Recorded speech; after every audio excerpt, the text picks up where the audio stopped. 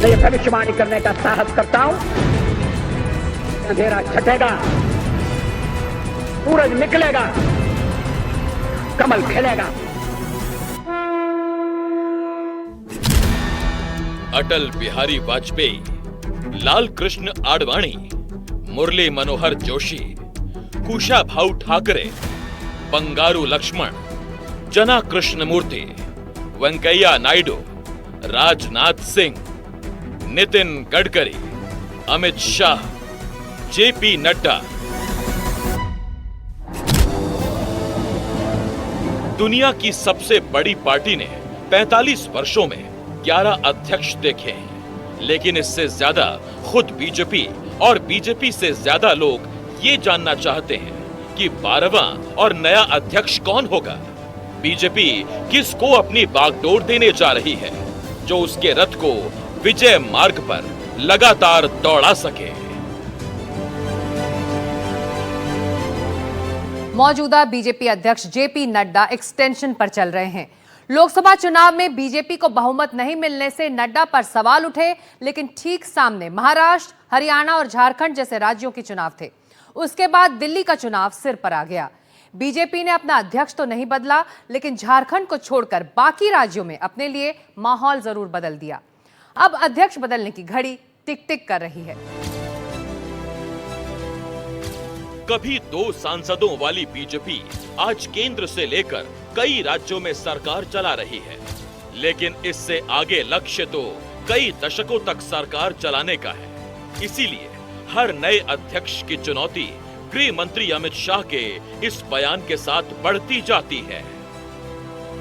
ये 5 साल की, 10 साल की, 15 साल की नहीं चलेगी।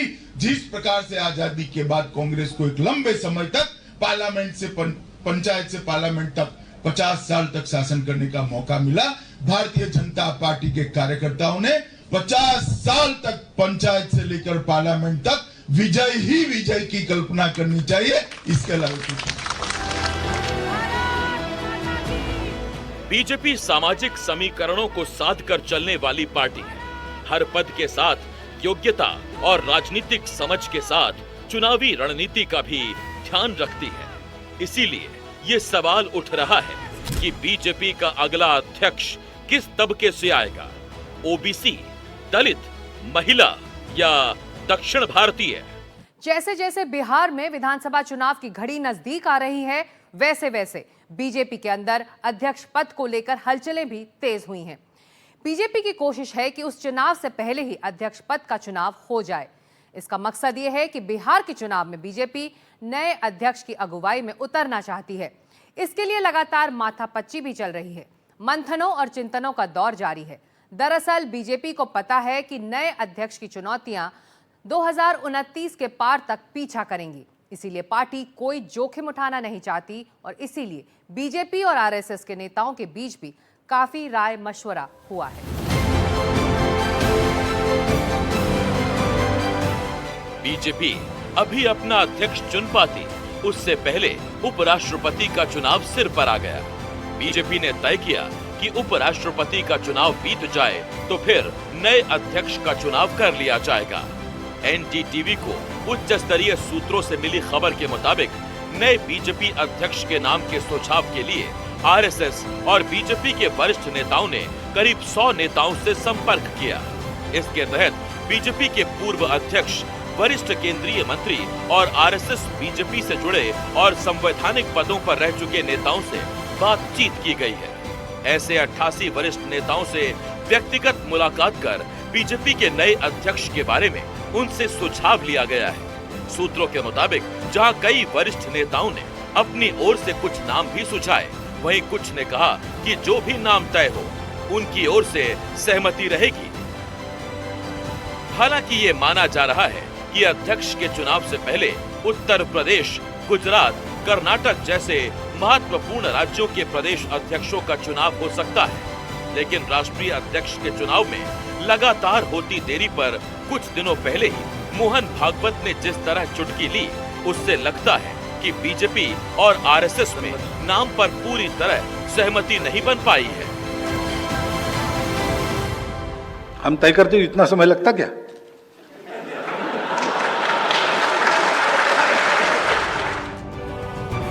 मौजूदा अध्यक्ष जेपी नड्डा की पहचान एक सभ्य, सुलझे हुए और अनुशासन प्रिय अध्यक्ष की रही। अगले अध्यक्ष की चुनौती पार्टी की केंद्र से लेकर जिन राज्यों में सत्ता है उसको कायम रखने की है, तो वहीं पार्टी के विस्तार की भी है। इसीलिए बीजेपी काफी फूंक कर कदम रख रही है कि किसके सिर पर ये ताज बांधा जाए। कि भारतीय जनता पार्टी को सचमुच पहले यहां पर एक ऊंचाई देने का काम यदि किसी ने किया तो हमारे श्रद्धेय अटल जी, श्रद्धेय आडवाणी जी ने भारतीय जनता पार्टी को भारत की राजनीति में एक ऊंचाई दी है। और यदि मैं ये कहूं कि भारत की राजनीति को, यूनिपोलर पार्टी को बाईपोलर पॉलिटी बनाने का काम यदि किसी के नेतृत्व में हुआ है तो हमारे श्रद्धेय अटल जी और श्रद्धेय आडवाणी जी के नेतृत्व में हुआ है। लेकिन उसके बाद 2013 के बाद जब हम लोगों ने जिम्मेदारी श्री नरेंद्र भाई मोदी, जो आज हमारे भारत के प्रधानमंत्री हैं, उनके नेतृत्व में हम लोगों ने चुनाव लड़ा, तो आप सबको जानकारी है कि भारतीय जनता पार्टी सबसे बड़ी पॉलिटिकल पार्टी के रूप में इमर्ज होकर इस देश में आई है। और यह भी सच्चाई है कि भारतीय जनता पार्टी पहली ऐसी नॉन कांग्रेस पॉलिटिकल पार्टी है जिसने भारत की संसद में क्लियर मेजॉरिटी हासिल की है। और इसका श्रेय यहां पर मैं श्री नरेंद्र भाई मोदी, जो आज हमारे भारत के प्रधानमंत्री हैं, उनको देना चाहता हूं। हालांकि जब तक नया अध्यक्ष चुन नहीं लिया जाता तब तक बीजेपी जैसी पार्टी में ये बताना बहुत मुश्किल होता है कि किसको पार्टी की कमान मिलेगी। वैसे जिन नामों की चर्चा सबसे ज्यादा है और उनमें से ही किसी के बनने की संभावना भी सबसे ज्यादा जताई जा रही है, उनमें 5 केंद्रीय मंत्रियों का नाम आ रहा है। तो सवाल है, क्या केंद्रीय ऊर्जा मंत्री मनोहर लाल खट्टर बीजेपी के अगले अध्यक्ष होने जा रहे हैं, या फिर ये जिम्मेदारी केंद्रीय शिक्षा मंत्री धर्मेंद्र प्रधान को मिलेगी? कहीं ऐसा तो नहीं कि भूपेंद्र यादव को जेपी नड्डा का उत्तराधिकारी बनाया जाए, या केंद्रीय कृषि मंत्री शिवराज सिंह चौहान बीजेपी के रथ के नए सारथी होंगे? अगर महिला चेहरे की बात हो तो 2 नाम प्रमुखता से उभरते हैं। क्या वित्त मंत्री निर्मला सीतारमण बीजेपी की पहली महिला अध्यक्ष बन सकती हैं, या कहीं सांसद पुरंदेश्वरी को बीजेपी ये मौका दे सकती है?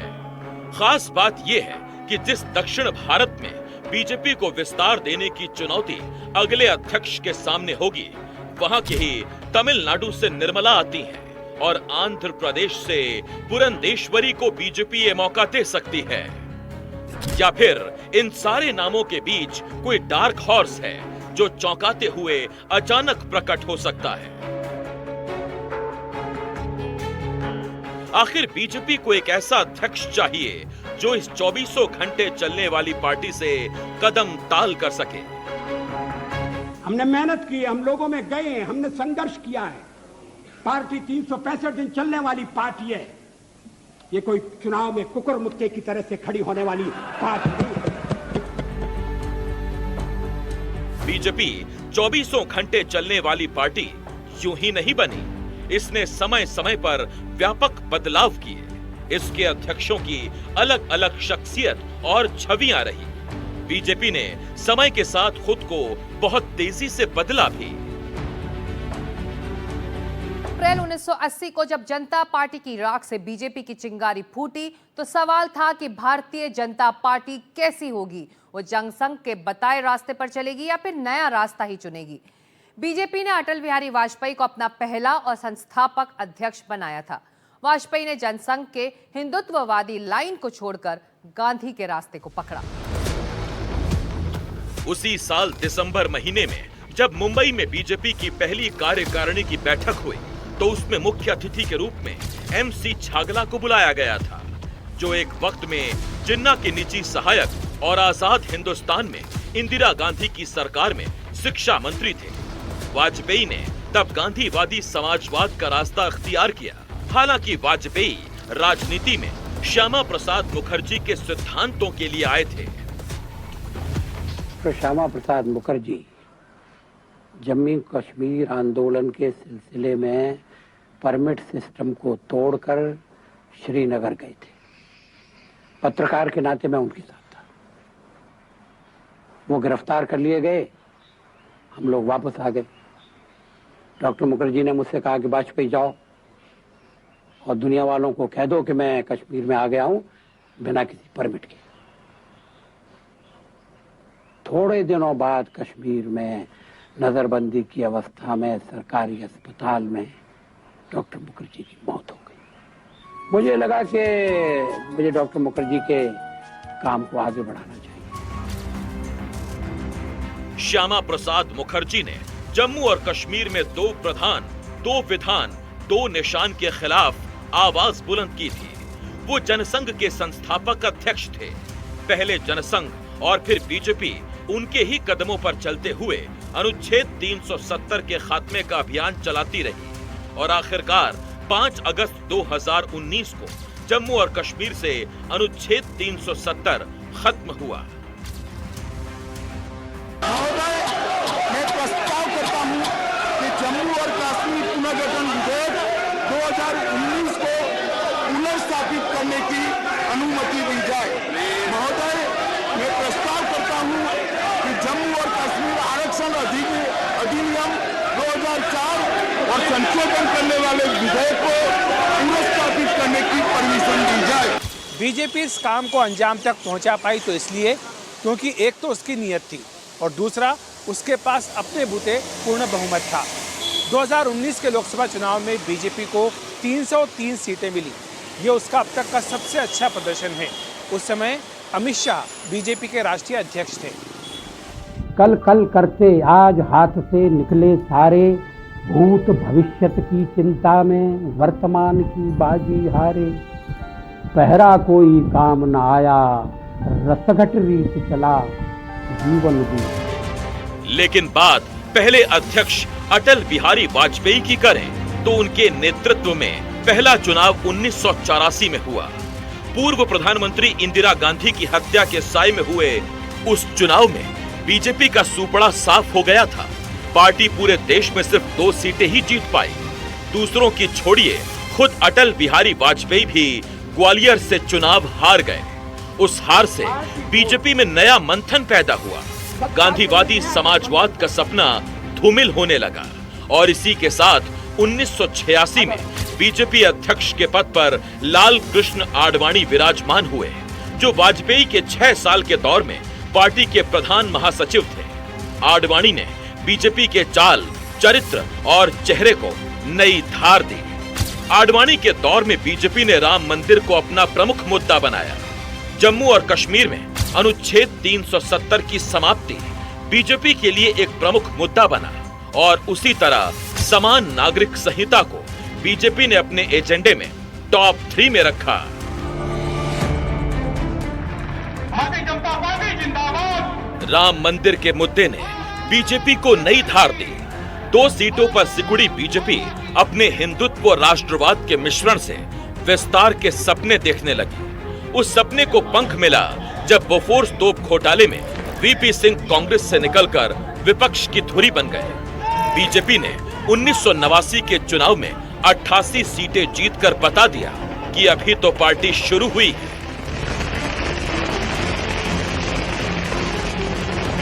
ये जो रथ है, लोक रथ है, जनता का रथ है, जो सोमनाथ से चला है और जिसने मन में संकल्प किया हुआ है कि 30 अक्टूबर को वहां पर पहुंच करके कार सेवा करेंगे और मंदिर वहीं बनाएंगे, उसको कौन रोकेगा। आडवाणी ने वाजपेयी के गांधीवादी समाजवाद के फलसफे को सिर के बल पलट दिया। उन्होंने बीजेपी के कोर मुद्दों पर ही फोकस किया। उस दौर में नरेंद्र मोदी और प्रमोद महाजन जैसे युवा नेताओं के सहयोग से आडवाणी ने राम रथ यात्रा निकाली। बीजेपी ने जितना सोचा नहीं था उससे कहीं ज्यादा रथ का असर हुआ, बल्कि बिहार में तो आडवाणी की गिरफ्तारी ने पार्टी में रॉकेट वाली उड़ान की ताकत भर दी। आडवाणी के नेतृत्व में बीजेपी ने शुरुआती दौर में सबसे ज्यादा उछाल पाया। 1996 में पहली बार बीजेपी की सरकार बनी तो उसके अध्यक्ष लाल कृष्ण आडवाणी ही थे। उनके बाद राजनाथ सिंह और अमित शाह जैसे बीजेपी अध्यक्ष हुए, जिनके समय में बीजेपी को पूर्ण बहुमत हासिल हुआ। 2013 में बीजेपी के अंदर ही विरोध और नाराजगी के बीच वो राजनाथ सिंह ही थे जिन्होंने गोवा में ये ऐलान कर दिया कि चुनाव प्रचार का जिम्मा नरेंद्र मोदी के ऊपर होगा, और उसके कुछ दिनों बाद ही दिल्ली में ये भी ऐलान कर दिया कि बीजेपी सत्ता में आई तो नरेंद्र मोदी ही प्रधानमंत्री बनेंगे। मुझे यह फैसला करने में रंश मात्र किसी प्रकार की हिचक नहीं हुई है। वो इसलिए नहीं हुई है, अपने जीवन में जब भी कोई अवसर आया है तो इंसाफ का फैसला करने में मैं रंश मात्र भी कभी देर नहीं लगाई है, और यह इंसाफ की मांग थी, न्याय का तकाजा था कि यह फैसला होना चाहिए, इसलिए यह फैसला किया है। आज यदि मैं गोवा के कार्यकर्ताओं के बीच खड़ा हूं तो मेरे बहनों भाइयों, यह आपका आह्वान करने के लिए खड़ा हुआ हूं कि देश संकट के दौर से गुजर रहा है। कोई बचा सकता है इस देश को तो आप बचा सकते हैं। अगर बीजेपी के अध्यक्षों की सूची देखें तो 1984 लोकसभा चुनाव के समय बीजेपी अध्यक्ष अटल बिहारी वाजपेयी थे और बीजेपी को सिर्फ 2 सीटें मिली। 1989 के चुनाव में अध्यक्ष लाल कृष्ण आडवाणी थे और बीजेपी को 85 सीटें मिली। 1991 के चुनाव में अध्यक्ष पद पर मुरली मनोहर जोशी आ गए और तब बीजेपी को 120 सीटें मिली। 1996 में आडवाणी के ही नेतृत्व में बीजेपी को 161 सीटें मिली और वो पहली बार सबसे बड़ी पार्टी बनकर लोकसभा में उभरी। 1998 में भी आडवाणी के ही नेतृत्व में बीजेपी ने लोकसभा का चुनाव लड़ा और उसे 182 सीटें मिली। 1999 में हुए चुनाव के समय बीजेपी अध्यक्ष कुशाभाऊ ठाकरे थे और तब भी पार्टी को 182 सीटें ही मिली। 2004 के चुनाव में वेंकैया नायडू को अध्यक्ष बनाकर बीजेपी हार गई और उसकी सीटें 182 से घटकर 138 हो गईं। 2009 के लोकसभा चुनाव में राजनाथ सिंह अध्यक्ष थे और तब पार्टी का ग्राफ गिरकर 116 सीटों पर आ गया। लेकिन 2014 के चुनावों में उन्हीं राजनाथ सिंह की अगुवाई में बीजेपी ने 282 सीटें जीती थीं और पहली बार बीजेपी को पूर्ण बहुमत हासिल हुआ था। 2019 में अमित शाह की अध्यक्षता में बीजेपी ने उस आंकड़े को 303 तक पहुंचा दिया, जो अब तक सबसे बड़ा नंबर है। 2024 में जेपी नड्डा की अध्यक्षता में बीजेपी की सीटें घटकर 240 पर आ गई।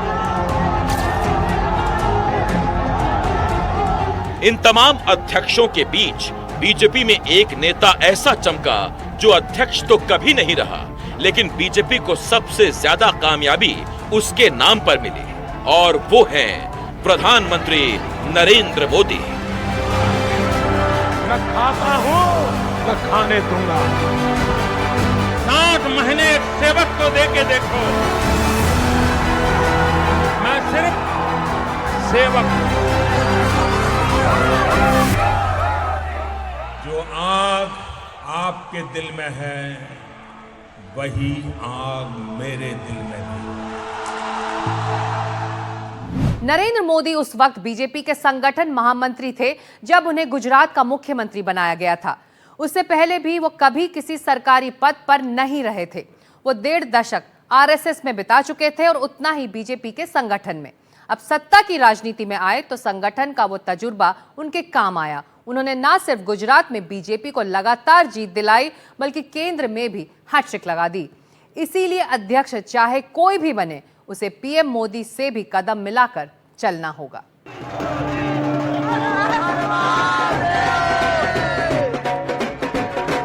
कई ऐसे बीजेपी अध्यक्ष रहे जिनके नेतृत्व में बीजेपी को चुनावों में जाने का मौका नहीं मिला, लेकिन उनके उठाए कदमों ने बीजेपी की बुनियाद को काफी मजबूत किया, जिसके दम पर आज बीजेपी का कंगूरा चमक रहा है।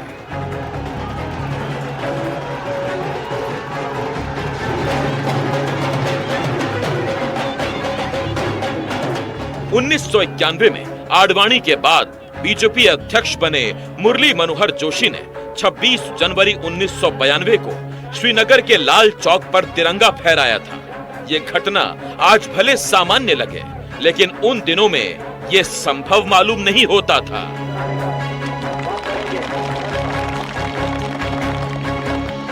आतंकवादियों ने पोस्टर लगाए थे, आतंकवादियों ने पोस्टर लगाए थे उस समय, और कहा था कि देखते हैं किसने अपनी मां का दूध पिया है जो लाल चौक में आके तिरंगा फहराता है। पोस्टर लगे थे।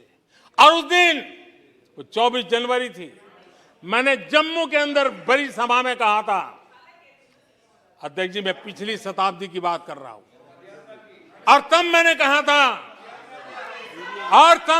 था आतंकवादी कान खोल करके सुन ले। उस दिन मैंने कहा था आतंकवादी कान खोल करके सुन ले। 26 जनवरी को ठीक 11 बजे मैं लाल चौक पहुंचूंगा, बिना सिक्योरिटी आऊंगा, बुलेट प्रूफ जैकेट के बिना आऊंगा, और फैसला लाल चौक में होगा। बीजेपी खुद को पार्टी विद डिफरेंस बताती रही है। ये चीजें उसकी बागडोर थामने वालों के व्यक्तित्व में भी दिखती हैं। जहां दूसरे तमाम राजनीतिक दल परिवार की पार्टी बनती गईं, वहीं बीजेपी में अध्यक्ष लगातार बदलते रहे और नए चेहरे आते रहे। समय की मर्यादा का पालन सबको करना पड़ा। वाजपेयी, आडवाणी को भी, राजनाथ, अमित शाह को भी, और अब जेपी नड्डा को भी। चमकते चेहरों के बीच बीजेपी ने मामूली कार्यकर्ता की तरह काम करने वाले नेताओं को पार्टी की कमान बीजेपी में ही मिली, और भावी पीढ़ियां बीजेपी में अपने पुरखों के त्याग को बड़ी शिद्दत से याद करती हैं। जैसे अमित शाह और शिवराज सिंह चौहान कुशाभाऊ ठाकरे को याद कर रहे हैं। और उन्होंने पूरा जीवन बहुत लंबे बड़े भाषणों करे बगैर, कोई उद्घाटन तो शायद ही किया होगा, कभी चुनाव भी नहीं लड़े, अनेक प्रकार की कठिन परिस्थितियों में पार्टी को भी रास्ता दिखाने का काम किया, कार्यकर्ता को भी रास्ता दिखाना। मैं मेरे जीवन में एक दिन भूल नहीं सकता, विधानसभा क्षेत्र आज मुझे याद नहीं, झाबुआ का विधानसभा क्षेत्र था। मध्य प्रदेश में पहली बार तो नहीं, मगर बहुत लंबे अरसे के बाद सरकार बने ऐसा वातावरण हुआ था। और रात को मालूम पड़ा, हम लोग कोई विधानसभा क्षेत्र में लगे थे कि कुशाभाऊ आने वाले हैं, तो सभी लोग वहां स्वाभाविक रूप से पहुंचे। कुशाभाऊ जिस परिस्थिति में गाड़ी में से उतरकर कार्यकर्ताओं के बीच में आए, तबीयत बहुत खराब थी, कुछ बोलने की भी अवस्था शायद नहीं थी। मेरे जैसे जो उनसे ज्यादा मुक्ति से बात कर सकते थे, ऐसे कार्यकर्ताओं ने कहा कुशाभाऊ क्यों आए, कि बस जाते जाते एक बार मध्य प्रदेश में फिर से सरकार बनना देख कर जाना है, सभी कार्यकर्ताओं को इकट्ठा करना है। भारतीय जनता पार्टी का जो विशाल वट वृक्ष आज मध्य प्रदेश हो, छत्तीसगढ़ हो, या देश के बाकी राज्यों में भी जो दिखाई देता है, उस वट वृक्ष का बीज अगर किसी ने बोया था तो वो थे श्रद्धेय कुशाभाऊ ठाकरे। न केवल बीज बोया, खाद और पानी भी दिया, और अपने जीवन से इस पौधे को सींच के आज इतने विराट स्वरूप तक लेके वो आए। ठाकरे जी का भाषण नहीं बोलता था, उनका आचरण बोलता था। बीजेपी ने एक राष्ट्रीय पार्टी की पहचान के लिए देश के अलग अलग हिस्सों से अध्यक्ष पद के लिए नेताओं का चयन किया। मध्य प्रदेश और उत्तर प्रदेश से आने वाले वाजपेयी 55 साल की उम्र में अध्यक्ष बने थे। वहीं गुजरात से आने वाले आडवाणी जब अध्यक्ष बने तो 58 साल के थे। मुरली मनोहर जोशी उत्तर प्रदेश से आते हैं, जो 60 साल की उम्र में अध्यक्ष बने। तो 75 साल में अध्यक्ष बने कुशाभाऊ ठाकरे मध्य प्रदेश के रहने वाले थे। तेलंगाना के रहने वाले बंगारू लक्ष्मण 61 साल में अध्यक्ष बने थे तो 73 साल की उम्र में अध्यक्ष बने जना कृष्णमूर्ति तमिलनाडु के रहने वाले थे। आंध्र प्रदेश के रहने वाले वेंकैया नायडू 53 साल की उम्र में अध्यक्ष बने थे। वहीं उत्तर प्रदेश से आने वाले राजनाथ सिंह ने 54 साल की उम्र में पार्टी की बागडोर संभाली थी। महाराष्ट्र के रहने वाले नितिन गडकरी 52 साल की उम्र में अध्यक्ष बने थे तो गुजरात से आने वाले अमित शाह 50 साल की उम्र में, जो बीजेपी में सबसे कम उम्र में अध्यक्ष बनने वाले अब तक के पहले व्यक्ति हैं। वहीं 59 साल में अध्यक्ष बनने वाले जेपी नड्डा हिमाचल प्रदेश के रहने वाले हैं।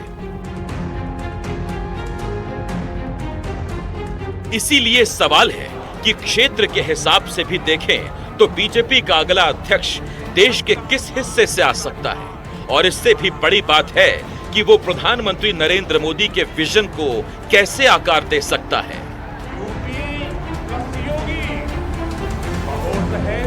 गांधी परिवार के बेटे बेटी का विकास करना हो तो फिर कांग्रेस को वोट दीजिए। मुलायम सिंह जी के बेटे का भला करना है तो फिर समाजवादी पार्टी को वोट दीजिए। लालू परिवार के बेटे बेटियों को उनका भला करना चाहते हो तो आरजेडी को वोट दीजिए। शरद पवार जी की बेटी का भला करना हो तो आप एनसीपी को वोट दीजिए। अब्दुल्ला परिवार के बेटे का भला करना हो तो आप नेशनल कॉन्फ्रेंस को वोट दीजिए। करुणानिधि जी के बेटे बेटियों पोते पोतियों का भला करना हो तो डीएमके को वोट दीजिए। के चंद्रशेखर राव की बेटी का भला करना हो तो आप बीआरएस को वोट दीजिए। लेकिन अपने बेटे का, अपनी बेटी का, अपने परिवार के बच्चों का भला करना है तो आप वोट भाजपा को दीजिए। वैसे बीजेपी में भी तमाम नेताओं के बेटे बेटी और परिजन आ गए हैं, लेकिन दूसरे दलों की तरह वो कभी निर्णायक भूमिका में नहीं रहे। यही वजह है कि अब तक बीजेपी में जितने भी अध्यक्ष बने हैं उनकी कोई राजनीतिक पारिवारिक पृष्ठभूमि नहीं रही है। पृष्ठभूमि सिर्फ बीजेपी से जुड़ाव और आरएसएस का प्रभाव ही रही है। इस पृष्ठभूमि में आप समझ सकते हैं कि बीजेपी के नए अध्यक्ष को कई कसौटियों पर खरा उतरना होगा। बीजेपी ने अध्यक्ष चुनने के लिए कुछ मानदंड तय किए हैं। नए अध्यक्ष की संगठन पर मजबूत पकड़ होनी चाहिए। संगठन को मजबूती देने वाला नेता होना चाहिए। 2029 लोकसभा चुनाव के लिए बीजेपी की तैयारी करने वाला नेता होना चाहिए। सरकार और संगठन में बेहतर तालमेल कर सके ऐसा अगुवा होना चाहिए। उसे प्रधानमंत्री नरेंद्र मोदी का भरोसेमंद भी होना चाहिए ताकि पार्टी और सरकार साथ मिलकर चल सके। साथ ही आरएसएस से भी उसके बेहतर संबंध होने चाहिए। साथ ही नए अध्यक्ष को ज्यादा उम्रदराज नहीं होना चाहिए। हालांकि मनोहर लाल खट्टर 71 साल के हैं और शिवराज सिंह चौहान 66 साल के, लेकिन सवाल कई कसौटियों पर कसे जाने का है। इसीलिए एक आध शर्तों को पार्टी छोड़ भी सकती है। दूसरी तरफ किसी वैसे नेता पर भी बीजेपी दांव लगा सकती है जो चुपचाप अपना काम करके बीजेपी को नया मुकाम देने में जुटे रहते हैं। नए अध्यक्ष को प्रधानमंत्री नरेंद्र मोदी की कार्यप्रणाली और आरएसएस के दर्शन से तालमेल मिलाना होगा। आरएसएस बीजेपी के लिए कितना अहम है, इसको आप आरएसएस पर वाजपेयी की इस कविता से समझ सकते हैं। संघ के संबंध में कोट चरण बढ़ रहे थे की ओर निरंतर, कोट चरण बढ़ रहे ध्येय की ओर निरंतर, केशव के आजीवन तप की यह पवित्रतम धारा, सात सहस ही नहीं तरेगा इससे भारत सारा। यह नवगंगा तोड़ चली है बाधाओं की कारा, एक जन्म क्या यहाँ पूर्ण पशुबल ने सिर दे मारा, भू पर नहीं कोटि हृदयों में इसकी धार प्रबल है, इसे बांध रखने का पापी यत्न हुआ निष्फल है। तोड़ हिमालय चीर जटाए चली सिंधु की ओर, नगर ग्रामपुर डगर डुबाती इसका ओर न छोड़, किसने ऐसा दूध पिया जो रोके गति तूफानी, यह जीवन का ज्वार चली उफनाती प्रखर जवानी, युवक हार जाते हैं लेकिन यौवन कभी न हारा।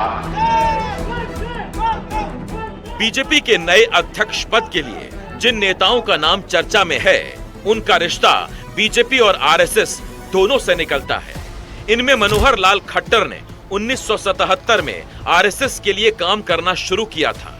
1994 में बीजेपी में शामिल होकर हरियाणा में पार्टी को मजबूत करने में जुट गए।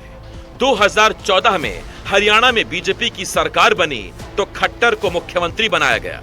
पिछले लोकसभा चुनाव में वो करनाल से जीत कर आए और मोदी सरकार में ऊर्जा मंत्री बने।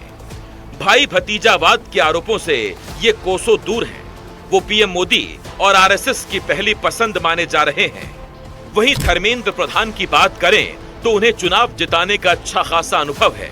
कर्नाटक, बिहार, झारखंड, छत्तीसगढ़, उत्तराखंड से लेकर बंगाल और ओडिशा समेत कई चुनौतीपूर्ण राज्यों में पार्टी की रणनीति बनाने के कारण इन्हें द साइलेंट आर्किटेक्ट भी कहा गया। 2014 के बाद से लगातार मोदी सरकार में मंत्री रहे, जिनमें पेट्रोलियम, इस्पात, कौशल विकास से लेकर इस वक्त शिक्षा मंत्रालय का कामकाज देख रहे हैं। एबीवीपी और आरएसएस से बचपन से ही जुड़ाव रहा और आज पीएम मोदी के सबसे भरोसेमंद मंत्रियों में शामिल हैं। आरएसएस के सह कार्यवाह दत्तात्रेय होसबोले का समर्थन हासिल है। अगर ये अध्यक्ष बनते हैं तो ओबीसी समुदाय से बीजेपी अध्यक्ष बनने वाले पहले व्यक्ति होंगे। वहीं भूपेंद्र यादव भी ओबीसी समुदाय से ही आते हैं, जो 2010 से बीजेपी के राष्ट्रीय महासचिव रहे हैं।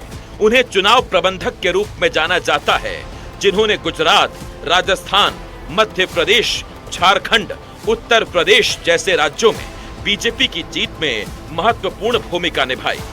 आरएसएस पृष्ठभूमि के कारण एक तरफ आरएसएस से मजबूत रिश्ता है, तो वहीं श्रम और पर्यावरण मंत्री के रूप में प्रधानमंत्री मोदी के भी प्रिय पात्र हैं।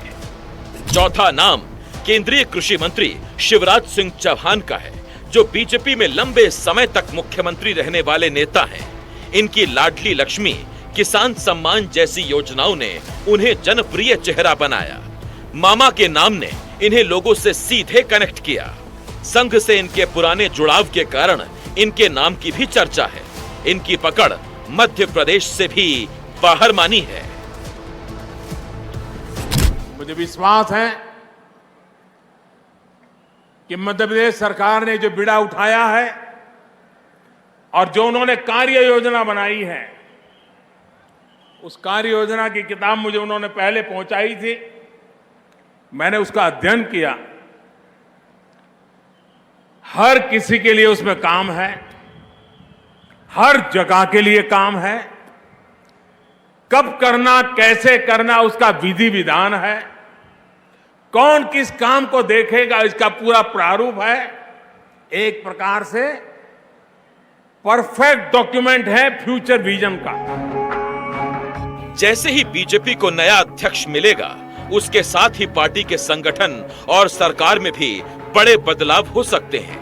नए अध्यक्ष के चयन के बाद पार्लियामेंट्री बोर्ड, चुनाव समिति, राष्ट्रीय पदाधिकारी आदि की नियुक्ति होगी। इस बार कोशिश ये रहेगी कि पार्टी की सर्वोच्च निर्णायक संस्था पार्लियामेंट्री बोर्ड में कद्दावर नेताओं को जगह दी जाए। मौजूदा पार्लियामेंट्री बोर्ड में लो प्रोफाइल नेताओं को रखा गया है। इसके साथ ही नई टीम बनेगी, जिसमें नए राष्ट्रीय महासचिव भी होंगे। मौजूदा महासचिवों में आधे लोगों की छुट्टी हो सकती है। नए राष्ट्रीय महासचिवों में युवाओं को तरजीह दी जाएगी, ताकि भविष्य का नेतृत्व निर्माण हो सके।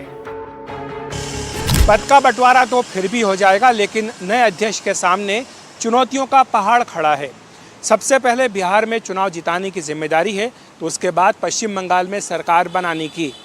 उत्तर प्रदेश में हैट्रिक लगाने का हसीन ख्वाब भी पूरा करना है। तो जिन राज्यों में बीजेपी की सरकारें हैं, उन्हें बचाने की जिम्मेदारी भी रहेगी। और इन सबसे ऊपर है 2029 में एक बार फिर दिल्ली में सत्ता दिलाने की जिम्मेदारी। इसीलिए इस वक्त सबकी नजरें इसी बात पर टिकी हैं कि बीजेपी में किस नेता को 6A दीनदयाल उपाध्याय मार्ग पर बने इस भव्य इमारत की सबसे बड़ी कुर्सी पर बैठने का मौका मिलेगा। बीजेपी के अध्यक्ष पद के लिए इतनी माथापच्ची बहुत कम हुई है। यह बताता है कि लगातार सत्ता में बनी रहने वाली पार्टी के अध्यक्ष की कितनी अहमियत है। बीजेपी का नया अध्यक्ष कौन होगा, ये सबसे पहले एनडीटीवी आपको बताएगा। आप बने रहिए हमारे साथ और देखते रहिए एनडीटीवी इंडिया।